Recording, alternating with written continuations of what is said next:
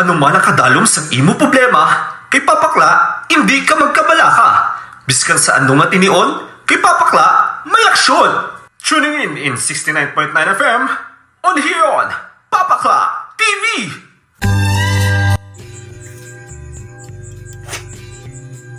Isa ka mayat-ayat nga gabi sa inyo liwat.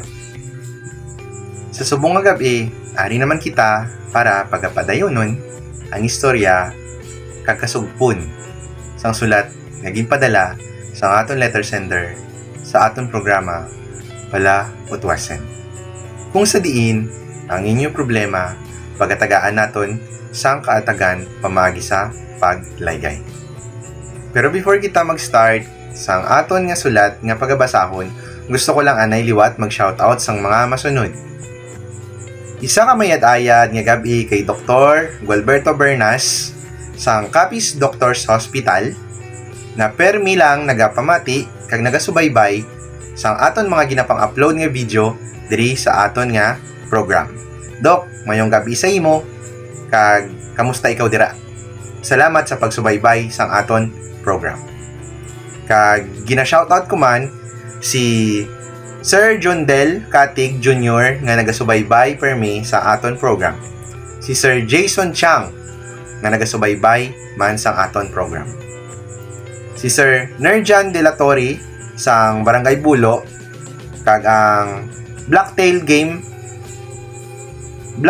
Game Farm owned by Renan Orola and Orola Brothers. Kag sa iya misis nga si Ma'am Angeli Orola, palangga agid ni Sir Nerjan De La Torre. Kay Ma'am Katnes nga nagasubaybay man sa aton, kag kay Sir Bon Arsenio and family nga nagpahulam sang iya nga sound card para magamit naton sa aton program. Madamo nga salamat Sir Bon. Kag kay Ma'am Marchery Alcorano and family nga permi lang naga-comment sa aton mga videos nga ginapang-upload. Isa ka mayat-ayad nga gabi sa inyo tanan kag welcome sa aton programa Pala Utwasan. Dali ka mo. Kag pag-aop din nyo ako kag aton hibaloon kung ano bala ang kasugpon sang sulat nga ginpadala ni Papangdan sa aton programa. Dear Papakla, from that moment pang nga ginlagas ko ang salakyan na ginasakyan sang akon childhood sweetheart.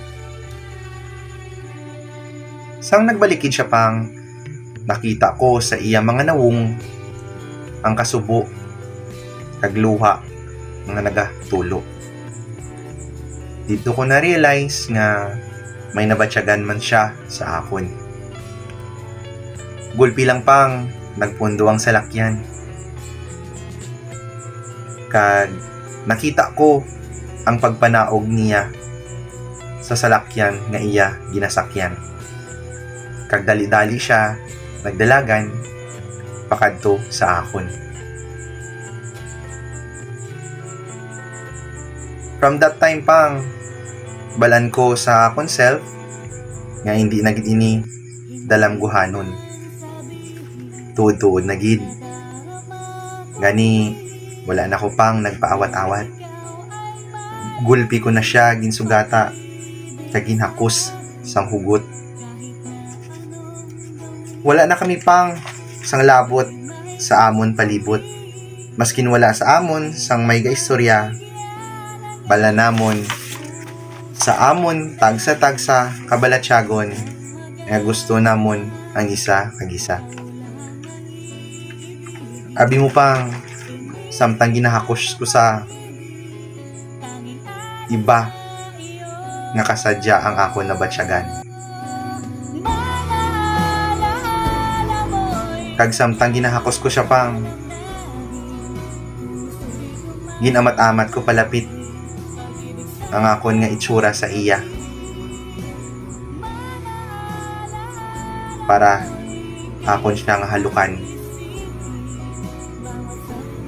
Gulpi lang siya nagpiyong sa iya mga mata.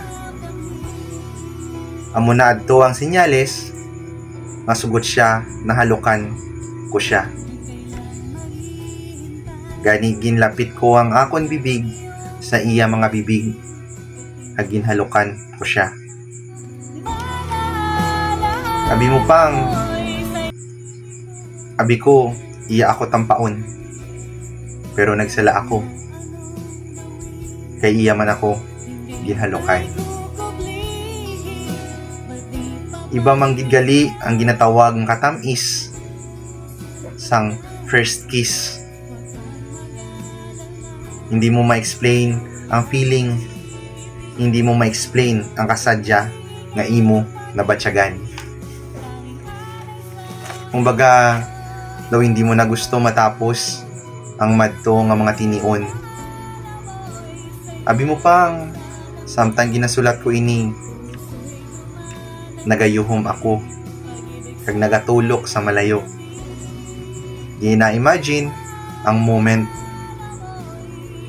do nagbalik ako sa time ngadto, sa time nga ginahakos ko siya kag ginahalukan.